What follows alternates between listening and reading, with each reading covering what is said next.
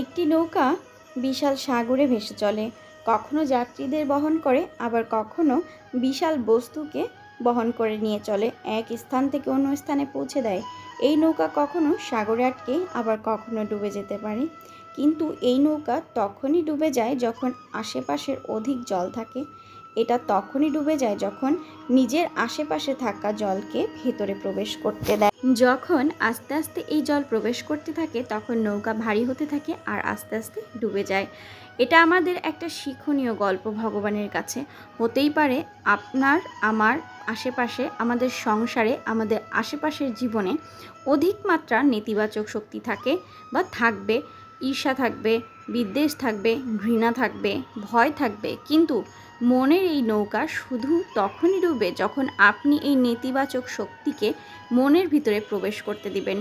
মনে রাখবেন, এই নেতিবাচক শক্তিকে কখনো মনের ভিতরে প্রবেশ করতে দেবেন না।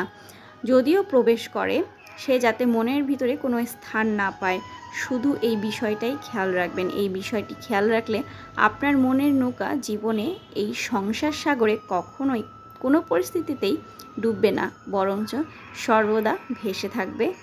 আর আপনি প্রসন্ন হয়ে বলবেন, হরে কৃষ্ণ। প্রতিনিয়ত আমরা এই সংসার সাগরে ভেসে বেড়াচ্ছি, আর আমাদের আশেপাশে থাকা মানুষগুলো আমাদের মনের ভিতরে কোনো না কোনোভাবে নেতিবাচক শক্তিকে প্রবেশ করানোর জন্য উঠে পড়ে লেগে থাকে।